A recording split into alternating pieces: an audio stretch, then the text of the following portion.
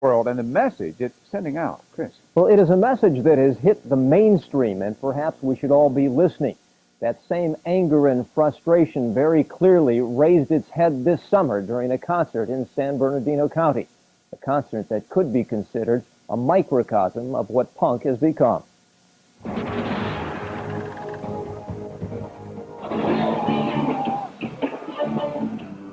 Here in what is called the Pit, tense-looking punks and skinheads circle. The hostility is building. Who's outnumbered here? Not the punkers today. Punk rock bands prime and sometimes taunt the crowd. You guys are weak. What's up, man? Come on, you guys. Skinheads, mohawked scalps, and punk-dyed hairdos mixed with fresh-faced teenagers. It's the punk generation.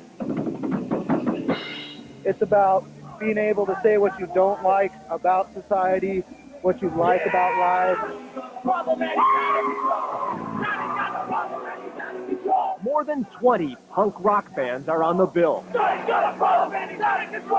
An estimated 11,000 punk fans in the crowd, the largest ever in Southern California. It's not about going against society, it's not about anything, it's just about having fun, that's it. That's all everyone comes out here to do, dude. But here in the Pit, during a breakout of slam dancing, it is a peculiar form of fun. Get hurt! You gotta get hurt! You gotta get hurt to have fun. Hurt somebody else. For many here, that is the drill. Add to this a sweltering 100-degree temperature with concession stands selling $6 beers, $3 Cokes, and $2 cups of water. That concerns you, right, I think. By mid-afternoon, an angry row of middle fingers point toward the sky. Hey, up! A defiant dab of saliva finds a convenient target. Both gestures showing the screw you attitude embraced by so many punks. The bands want you to say you to them. The bands want you to give you the attitude that you're giving them. That's what they want. A punk singer spits toward the crowd. Some spit back. In between, a row of pump private security guards line the stage. If you spit on a security guard, you're gonna get a pop in the face, probably. Some sheriff's deputies huddle nearby. As the stage barricade gets a mean shaking, and the crowd gets its first warning. If you guys bust the barricade, they will shut the show down. Bodies are lifted over punk fan heads in a concert ritual called crowd surfing. Older punks and young ones overflow into the security area. The scene gets crazier as the day goes on. The Pit pounding to the music. It's an adrenaline rush, it's great. The sound, it's aggressive. You gotta get it out. Crowd surfers flood over the barricade. Part of the game, a familiar one at punk concerts, is to get on stage and leap off into the crowd. It's called stage diving. Staff row security guards have been hired to stop it. The reason we don't want them on stage is because they jump back off. And I think probably 90% of the injuries at festival seating concerts are caused by people jumping off the stage into the audience, and you jump on top of people's heads. We're a couple broken necks away from this type of music not touring anymore. Tension heightens between staff pro and punks, and a band called Guttermouth baits the security force. Let's all tell the security what we think of them. Get some real jobs! A steady stream of punks spill over the barricade. Some rush the stage. The Guttermouth lead singer eggs them on. You guys can make it up here. There are many brawls as the security dam begins to break. Punks trickle onto the stage through a swarm of security. Some caught and slammed to the floor. There is now a full-scale battle for the stage. The fun turns to fright for some as the spit and fists continue to fly. There is total chaos. The game now gets security, and word comes to shut down the concert. The band breaks down, and the punkers break into a chant. Angry punks start throwing metal storm sewer grates on stage. To cheers from the crowd, and a massive assault on the stage barricade. security guards are forced to retreat. And as the metal grates continue to fly, another band member steps in and pleads for calm. A few stage divers continue to play to the crowd as members of a band called Face to Face argue to go on. You're gonna have a bigger mess on your hands. Let my band play. Let my band play. Meanwhile, Guttermouth's lead singer is taken to a police van and arrested for inciting a riot. A fire hose ready to use on the crowd is put away. And a half hour after the riot, punk music wails again. Crowd surfers and the barricade back in place. Security out of sight. But it doesn't last long. 20 minutes later, the crowd rushes the stage. A promoter unloads a fire extinguisher to try and scare them all off. And the concert ends 4 hours early in a ball of smoke. It was just unbelievable. There was so much that was going on, there was no way to control everything. In the end, security blamed the bands for baiting the crowd. It showed the lead singer really controls the crowd and not the security. And punks blamed security for overreacting. You just start stopping people for no reason. The bald truth about many punk concerts probably lays here. It is intense because there's a lot of people, but this is usually how they end. They always end up in violence.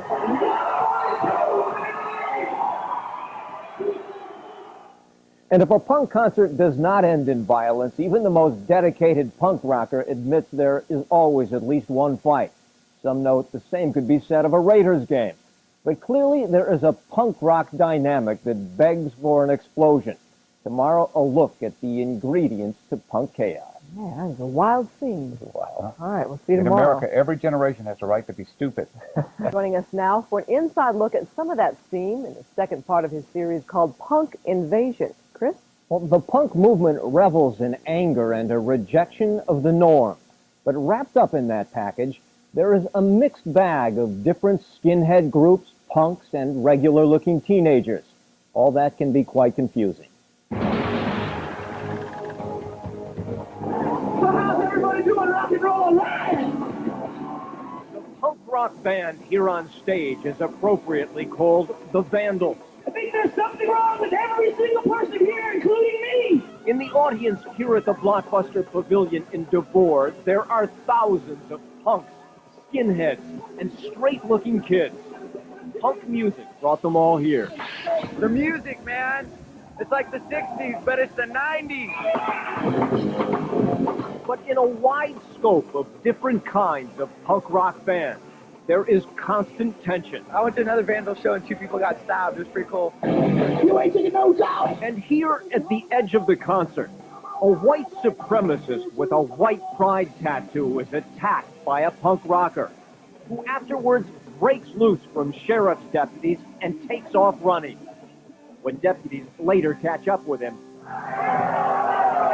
there is a rush from the anti-cop crowd. They're breaking the sprinkler heads off. Metal sprinkler heads become missiles. Deputies become the target. Anything handy becomes a weapon as the simmering mob moves forward. A makeshift spear is launched aimlessly towards the deputies. Deputies who eventually use pepper spray to subdue who they believe are the instigators of this mini riot. At least 4 are arrested. The crowd goes back to the concert. Each punk band part of the weave in an odd quilt of clashing groups. Punkers suck. I'm not a punker. I'm conservative. White power. Here in Lancaster, these are racist Nazi skinheads, a group the public most readily associates with punk rock music. Neo-Nazi skinheads. It's straight up white power defending our Aryan race. You know, what else you supposed to do? In contrast, this group called Sharps, Skinheads Against Racial Prejudice, say you are supposed to live in unity with all other races of people. Basically, it's just we're trying to clear that skinheads, all skinheads aren't racist, and the original skinheads weren't racist either. So at punk concerts like this one in Lancaster, The music often stops, and the fights begin when non-racist sharps meet Nazis on the slam dance floor. A non-racist skinhead from the San Gabriel Valley San Gabriel Valley explains it this way. There's like Nazis, they always pick on innocent people, so we represent the little people. Yeah, we represent the little people of the scene and beat up the Nazis for everyone. But here at this Hollywood club called Natural Fudge, where a sign on the wall reads, "Slam dancing at your own risk," some even see flaws in the non-racist skinhead approach. The deal with those guys is they want to get their message across, and now they're using violence because they're sick of all the violence that the skinheads have been using. So people are getting fed up. Among them are members of this punk band called Rational Response, who belong to another skinhead faction called Straight Edge. What is straight? It's just not doing drugs and not having sex. It's just being good, you know. Here in the foothills of the Santa Clarita Valley, unlike this group, Straight Edge skins frown on violent slam dancing. I got straight edge. I got straight edge. No beer in my hands, you notice that? And surrounded by teenagers trying to tap enjoyment from a beer keg. Drinking right here, baby! Or inhale it from a marijuana pipe. They have no idea what's going on. Remember what I said earlier. Straight Edge skins pass out lyrics to a song called Crutch, decrying the evils of drugs and booze. You can be their friends and stuff. I just don't like their lifestyle, you know? And they're all, oh, I smoked a bowl last night and stuff. I just want to slap them and go, wake up, you know? Grow up. Take it easy, guys! And at this concert in Irvine, Orange County skinheads surround a hardcore punk. Holy upset about an incident in the mosh pit. You guys gotta behave yourselves like good punk rockers. A fight that fizzles as quickly as it began illustrates ongoing tension between some skinheads and punks. At this club in Hollywood, where a wall-size American flag proudly hangs above the bandstand,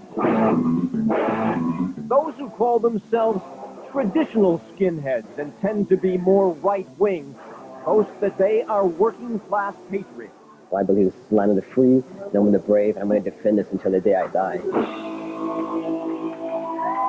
An attitude not shared by many punks, who, with their colorful hairdos, body piercing, and mohawks, can sing a more left-wing tune, like this all-female punk band called Snapper. It's not like anti-government, like, you know, get a bunch of guns and fight the government or anything. It's just a dream about everyone working together and about the politicians not having all the money in the world so they can do what they want, you know. And alongside punks and skinheads, there are straight-looking punks, even long-haired. Punk seems cool, you know. I've been into it for years, you know. Yeah, hold on. I have something to say here. Punk rock is not about long hair, all right? The punk scene's picture is not always crystal clear. Everybody has a different view on punk. I think punk is about everybody's different view on things. And it can be very confusing. But with the pit as its symbol, it does seem clear that a certain youthful rage runs throughout the entire punk scene.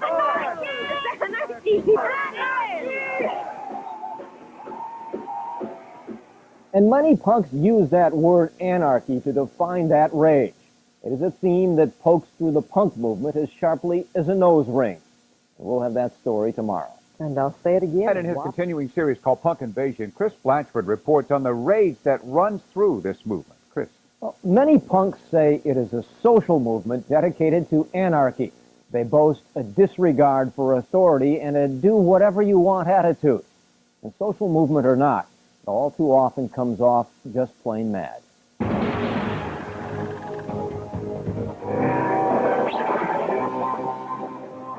This is a typical underground gathering of punk rockers. Most here affiliated with an anti-Nazi group of punks who call themselves the Mental Squad. What's up? Some are skinheads, some are not. Someone torched that thing. And about 24 of them, much of the time, hang out here in uptown Whittier. Tonight, there is trouble. The Rejects, teenage female enforcers for the Mentals, are angry at a 15-year-old runaway who was flirting with their guy. But it is the flirt's friend who gets involved that ends up taking the beating. It is ugly. The victim, bruised and shaken, is left in a fetal position on the sidewalk. Her attackers don't even know her name. But the Mental's 15-year-old Melody gets punk admiration for a job well done. I thought it was cool. Punk rock world, you gotta survive out there. And the fight illustrates a hair-trigger anger that runs through much of the punk movement. But for many punk rockers, the anger plays out here in the pit. The music and lyrics often as rough as the action. Casper plays in a band called Teenage Rage. This is generation that gets a lot of rage, and this is where we come to let it all out. All at one time, we let the rage out in the pit. But ultimately, it seems that rage spills outside the pit. Here in Long Beach, which started out as a fundraiser for the baby of a punk who recently died of an aneurysm, eventually brings some uninvited guests. They're hanging outside, causing problems, leaving a mess. Police say the punks have no permit for a band, and illegal drinking has moved outside. The police delegation is not well received. And the pit gets wilder as police slowly begin walking people out. And at one point, rebellious punks lock the cops out. The attitude is familiar even to punks who weren't there. Just doing whatever the you want, not caring about what anyone says about you or nothing, dude. Just saying, authority. Back in Long Beach, Let's go. Break it up. the resistant crowd is finally dispersed without a major incident. It ain't over till there's no government left. But here in Highland Park, the punk spirit is peaking. At a place called the Anarchy Center, fans make it clear the punk movement is not all about music and beer. There's deep social involvement. We're a political group. We advocate anarchism and free thought. Here, a punk band called Naked Aggression plays to a racially mixed crowd of punks, skinheads, and straight-looking teens as they struggle in the pit under the banner of anarchy. The message is there are lots of things that are wrong with the society that we're living in, that people need to give serious thought to changing, and that this is the way we feel. And trying to just make the world a better place by rejecting all the materialistic values that are shoved down our throat from the time we're born. And that, says one anarchist, is what punk music is saying to the youth of America. This punk gathering is eventually shut down by police. I said, bartender, more beer! But other punks and punk bands at an ever-increasing rate are seeming to pop up and even fall down without any burning social philosophy at all. A lot of Americans like to drink beer. A lot of Americans like to drink beer, and that's what we stand for, beer drinking. And it is clear the punk movement message can be a little fuzzy. Really, we're about screwing up the government. No, we're not. We're about having fun. We don't stand for really anything.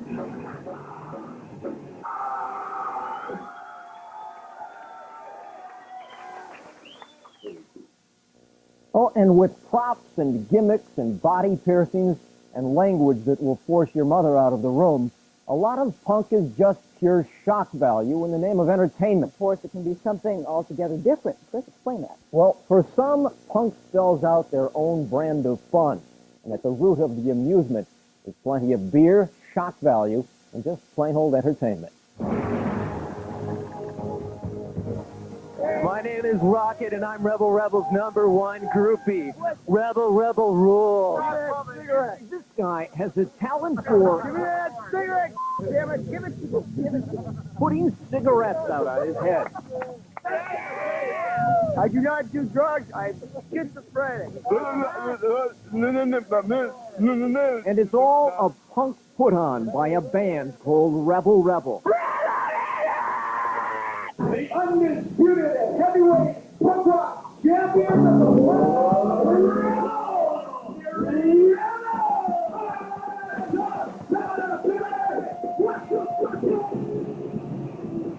They throw things and smash things up. We're not new. But Rebel Rebel sets things on fire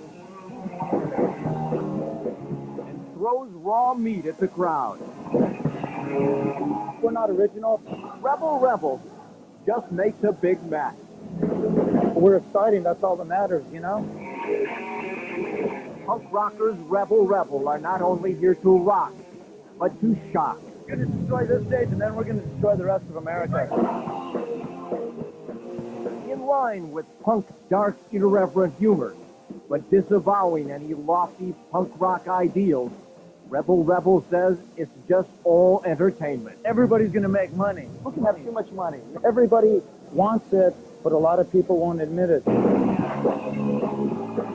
So Rebel Rebel hopes to shock and sing their way into punk fame and fortune. You meet the people, you get adulation. The fame and fortune part, a departure from hardcore punk philosophy. Get away, get away. Big enough. A punk philosophy that clings to the underground antisocial attitude. By my appearance, by the way I live, I define myself as separate. Look at me. Separate. But there is no question, punks constantly use shock value that seems to cry for attention, complete with rings in noses and eyebrows, jeweled tongues, and outlandish hairdos. Shock value is always a go-to card for the punk movement. This is what happens when you drink lots of beer. Before, after, before, after, before, after. And along with shock, beer flows down the gullet of the punk movement. So prevalent, this band called Drain Bramage draws a following singing songs about beer and makes no apologies. Drain Bramage is all about drinking beer and having fun. No violence. Drink yourself drain bramage. To be big and fat and ugly. You don't drink beer. Drain Bramage, attention! At ease! And this punk band called Blue Gun, here in Hollywood, runs through a series of bizarre-looking numbers, feeding the audience a TV set to stop 1 minute and giving them a little fake blood the next. Lead singer Bob Odie says it's all in fun. It's about having fun, making a lot of noise, getting people riled up, try to get a little action going in the crowd. We don't want to bore anybody. We don't want to put anybody to sleep. But at what price comes the fun? Here in Riverside, an elementary school-age kid is held up before the crowd.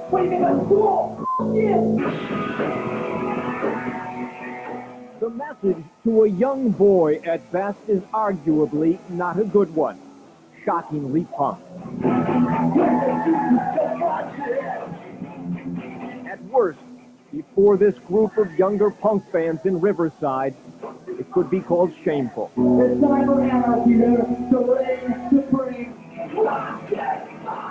For the band called Humble Gods, the rationalization is one that runs deep and constant through the punk movement. It's just all about pure anarchy. And no rules. Create your own rules. We make up rules as we go. Make up rules as we go. Anything can happen and will happen in the Humble God Show. And almost anything does happen at punk rock performances. Here, a band called Vitamin L unloads a crate of cabbage on the fan. Some toss it back. When it's over, the stage looks like a giant salad bar. And when the Vandals perform a number entitled, I Have a Date, there are actually takers in the crowd when this band member acts out the title of his song. And he actually connects. The young candidate selected becomes part of the show, getting more than she bargained for. And so do those who come to see the Aquabats, who with their campy swimwear, poor man's Olympic torch, and other ridiculous pop stars. Optimistic, man. And then there are the Parkas, painted faces, sparkly hairnets, buxom blondes, and you get the picture. And so does this punk rocker. It's tongue in the cheek about the world we live in. It's tongue in the cheek.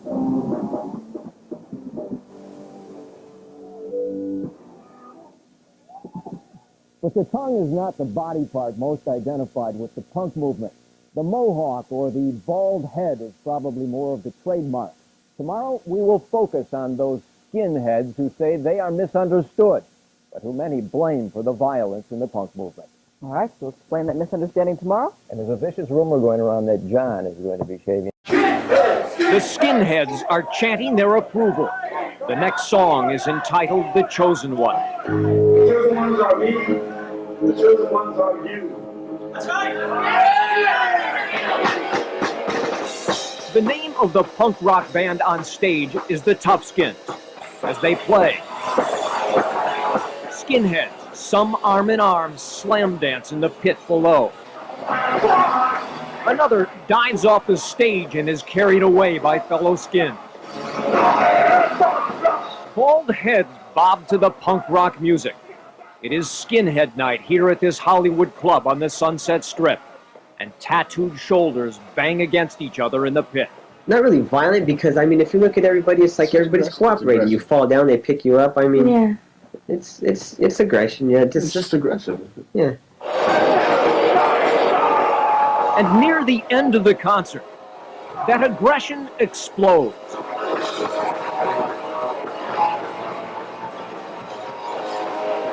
Two battling skinheads go into a clinch across the floor before they are pulled apart by security and other skinheads. But it's not over yet, and no one seems surprised. If you're a skinhead, aggression and violence just comes on with the book. You expect it. Back here at the club, as angry skinheads continue to scuffle with each other, a guy with long hair makes contact with one of the skinheads. This is trouble. Other skinheads turn on the long hair immediately. Come on, you racist bastards. Hey. When he breaks loose from the herd of skins and heads for the door, Hey, long hair. he is blindsided by skinhead Knuckles. Hey, you fucking Get out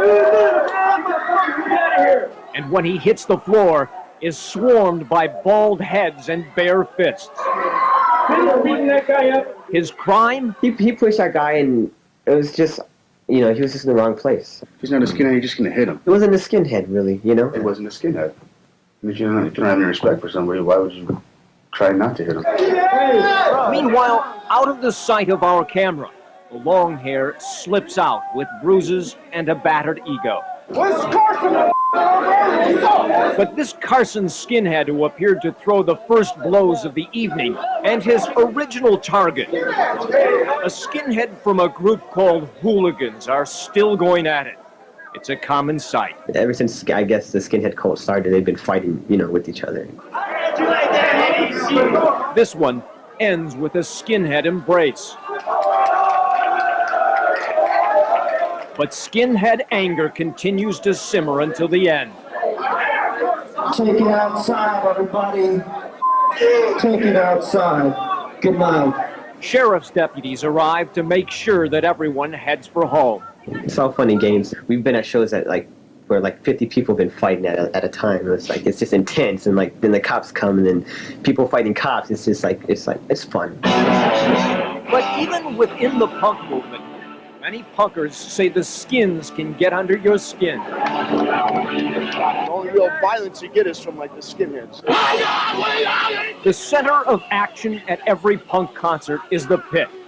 And at the center of most pits are hardcore skinheads. The Nazi skinheads and people like that are, going to be out there to cause trouble and fight whoever they can and, rule the pit. Boneheads. Yeah, they're just a bunch of idiots.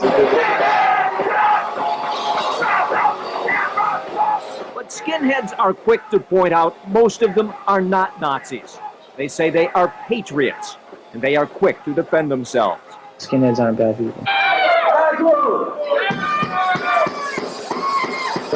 This is a traditional skinhead band named Revolt. They come from an anti-Nazi skin group called The Family, and insist they don't come to concerts looking for trouble.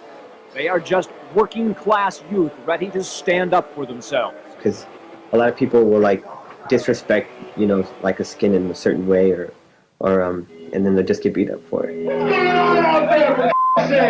But other punk fans say there is no excuse for skinhead violence, and are troubled by the fact when you see a fight break out, you don't have to look long to spot a skinhead in the middle of it. They got no need to fight. For punk, man, there ain't no skins going on, dude. Racism is up. Fucks everything up for everyone else. But skinheads say, in general, it is really only the zig-heiling Nazi skinheads that are out to hurt people. And skinhead punk bands like Authority, who include a black guitarist, stress racism is not what all skins are about. Being white power and being a skinhead is a total different thing. Whatever. If they're racist, that's got nothing to do with being a skinhead. But candid skinheads admit some of their groups are gang-like, love to rough it up in the pit, drink to get drunk, and even fight.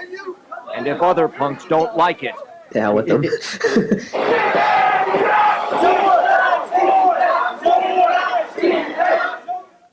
Now, several large LA area skinhead groups launched a truce last January to bring peace back to the pit after a rash of beatings and shootings. And in fact, skinheads tell Fox News the level of violence today is not as bad as it used to be. I guess that's encouraging. In one way.